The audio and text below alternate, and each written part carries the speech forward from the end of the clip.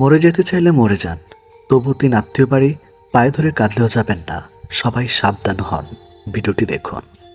একটা সময় আসে যখন মানুষ আর কাউকে বোঝাতে চায় না। নিজের কষ্টগুলো মুখে হাসি থাকে, ভেতরে জমে থাকা হাজারটা কান্না। তখন আত্মীয়, বন্ধু, প্রেমিকা, এমনকি নিজের বাবা মা সবাই একটা কথাই বলে, মানিয়ে নাও, মেনে চলো, ধৈর্য ধরো। কিন্তু একটা প্রশ্ন, কতদিন আর কেন? কেন প্রতিনিয়ত মেনে নিতে হবে যেখানে কেউ একটিবারও মেনে নেয় না? তোমার আবেগ, নিজের অনুভূতিকে ছোট মনে করা শুরু হয় ঘরের মানুষের হাত ধরে। ঘরের 3 জন আত্মীয়। নাম্বার 1 তোমার মা, নাম্বার 2 তোমার ভাই, নাম্বার 3 আর সে আত্মীয় যে জন্মদিন উপহার দিতে ভুলে যায় কিন্তু তোমার ব্যর্থতা উদযাপন করে হাসি দিয়ে। যখন তুমি ক্লান্ত হয়ে পড়ো, একবারও কেউ জিজ্ঞেস করে না তুই ভালো আছিস তো, বরং বলবে কেন এমন করছিস, সবাই তো সামলায়, তুই পারিস না কেন? তোমার চোখের জলকে অনুকরণ করে কাঁদবে, তোমার ব্যথাকে অস্বীকার করে বলবে তুই নাটক করছিস, এবং তারপর তোমার চারপাশে একঘরে করে রাখবে, যেন তুমি একা, এক মৃত জীবন্ত দেহ। তুমি যদি একদিন মারা যাও, জানো কি হবে? তোমার জানাজায় যারা আসবে তাদের অর্ধেক জানবে না তুমি কিসে কষ্ট পেয়েছিলে, আর বাকিরা মুখে বলবে ভালো ছিল, মেয়েটা তো হাসি খুশি ছিল। তারা কেউ জানবে না রাতে তুমি ঘুমাতে পারোনি, দিনে তুমি 1 কাপ চাও খেয়ে সারাদিন কেটে দিয়েছ শুধু একটা ফোন কলের আশায়। কেউ জানবে না তুমি শেষ মুহূর্তে কারো একটা ভালোবাসি শুনতে চেয়েছিলে। তাই মরে যেতে চাইলে মরে যান, কিন্তু তাদের জন্য নয় যারা আজ পায়ে ধরে কান্না করলেও আগের দিন তোমার আত্মাকে হত্যা করেছে। আত্মীয়দের আসল রূপ বোঝা যায় বিপদের দিনে। 3 আত্মীয়কে তোমার জীবনের 3টি বড় মুহূর্তে চিনে নাও। নাম্বার 1 যখন তুমি ব্যর্থ হও, তারা বলবে আমরা তো বলেছিলাম। কেউ বলবে না, আরেকবার চেষ্টা করো। নাম্বার 2 যখন তুমি সফল, তাদের ইশরা বেরিয়ে আসবে, কথাই নয়, নীরবতায়। নাম্বার 3 যখন তুমি ভেঙে পড়ো, তাদের একটাই সংলাপ থাকবে, এত ডিপ্রেশন কেন করিস, তুই পুরুষ, মেয়ে না। তারা কখনোই তোমার চোখের জল মুছবে না, বরং চোখের জলকে হাসির উৎসব বানাবে। নিজেকে খুন হতে দিও না। প্রতিদিন একটু একটু করে খুন হচ্ছ তুমি। যখন তুমি নিজের স্বপ্ন থেকে পিছিয়ে আসার অন্যদের খুশি করতে, যখন তুমি নিজের কষ্ট চেপে রাখো শুধু সম্পর্ক বাঁচাতে, যখন তুমি ঘরের মানুষদের ঠান্ডা ব্যবহারে গিলে পেল নিজের ভালোবাসা। তুমি কি জানো তোমার কষ্টে কাদার অভিনয় যারা করেছে তারাই একদিন তোমার না থাকার মাঝে খুশি খুঁজে নেবে। তাই নিজেকে খুন হতে দিও না, তোমার জীবনকে ভালোবাসো। আয়নার সামনে দাঁড়াও আর বলো আজ থেকে আমি কাউকে প্রমাণ করব না যে আমি ভালো, আমি শুধু নিজেকে প্রমাণ করব আমি যথেষ্ট। তুমি যদি কাঁদো কাঁদো, কিন্তু কাউকে কান্না দেখিও না। তুমি যদি ভেঙে পড়ো পড়ো, কিন্তু সেই 3 আত্মীয়কে বোঝাতে যেও না যারা প্রতিদিন তোমাকে ভাঙার জন্য অপেক্ষা করে। দরজা বন্ধ করে দাও, হ্যাঁ, সে আত্মীয়দের জন্য। দরজা বন্ধ করে দাও যারা বলেছিল তোর দ্বারা কিচ্ছু হবে না, তুই মানুষ হবে না, তোর থেকে ভালো আমার ছেলে মেয়ে। তাদের জন্য নয় তোমার জীবন, তাদের কথায় আত্মহত্যা না করো, বরং এমন কিছু করো যাতে তারা বাকি জীবন মাথা নিচু করে রাখে তোমার সাফল্যের সামনে। নতুন করে শুরু করো। একবার ভাবো তুমি মরে গেলে কার লাভ? সে আত্মীয়দের, সেই পরিবারের যারা বলে তোর জন্য আমাদের মান সম্মান গেছে। তুমি যদি আজ মরো, কাল তারা আরেকজনকে নিয়ে গল্প করবে।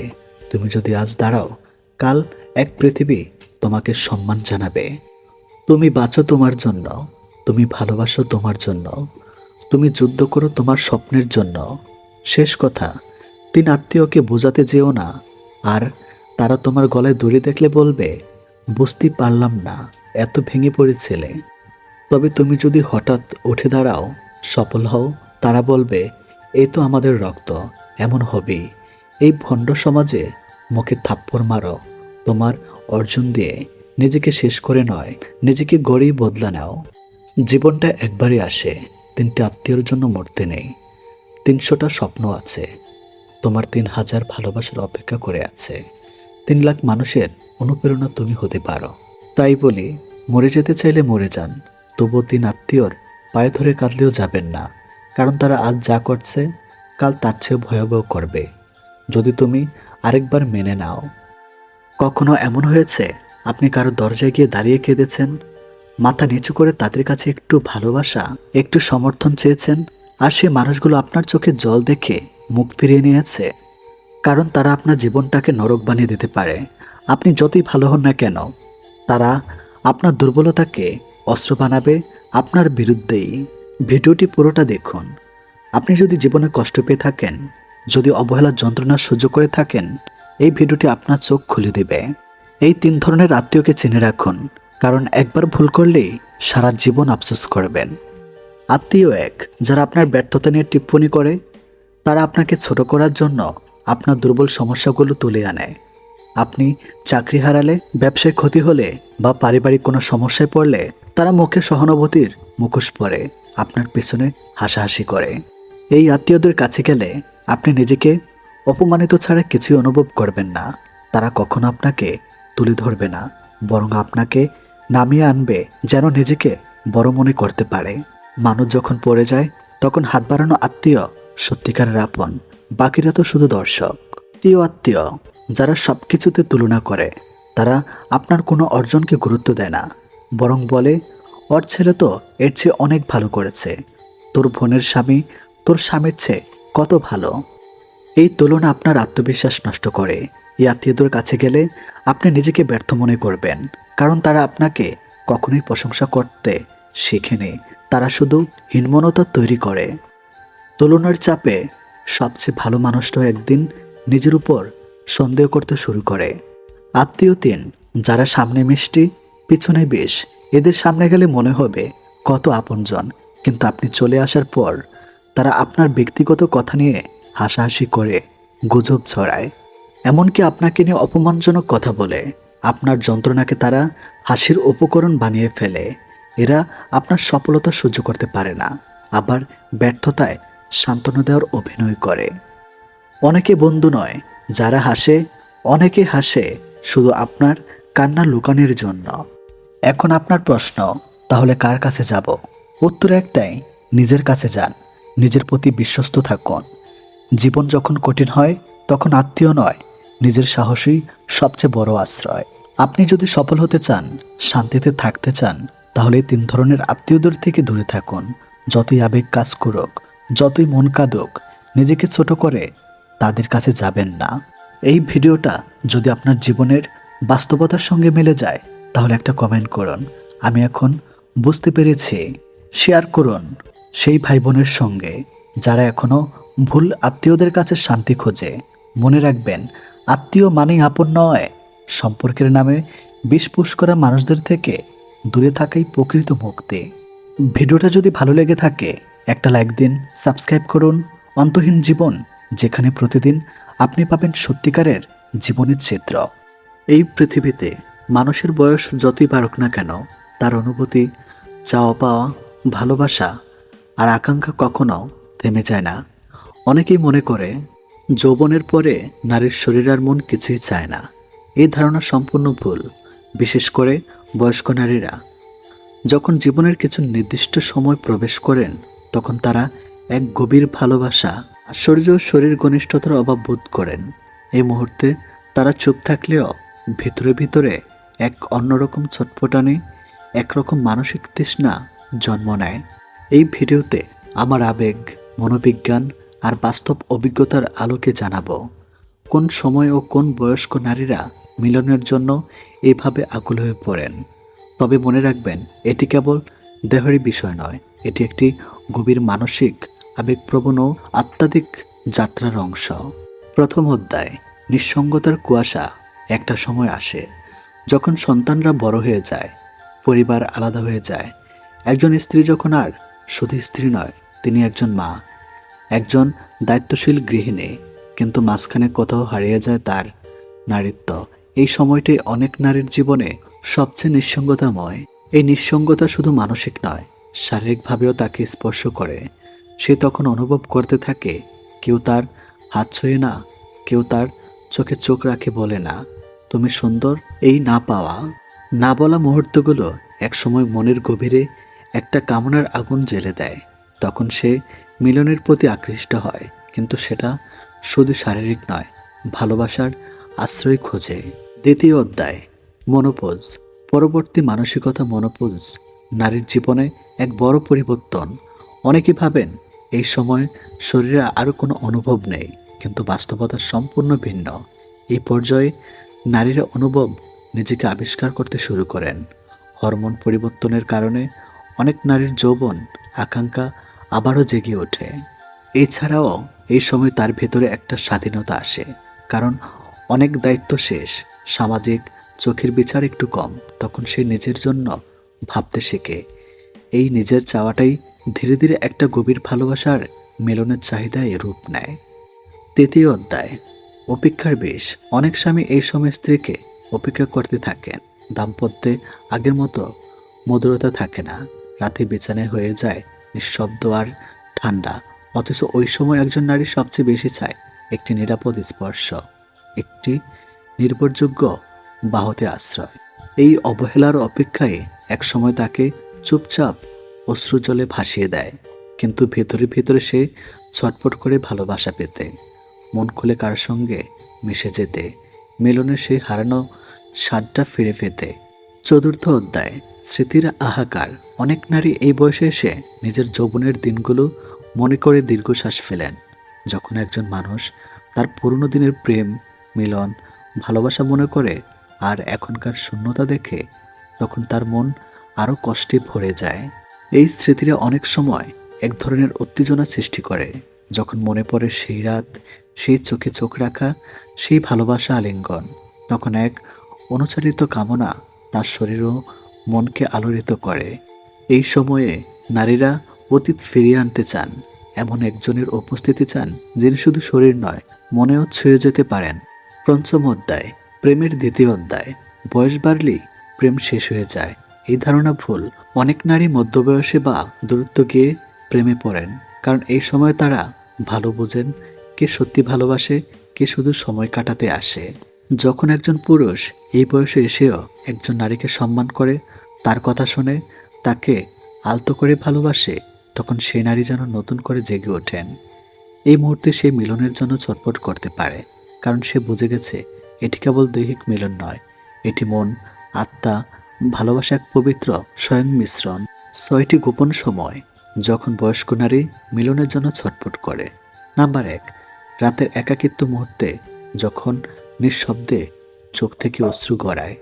নাম্বার 2, কোনো পুরনো প্রেমিকের কথা মনে পড়লে তার ছোঁয়া মনে পড়ে।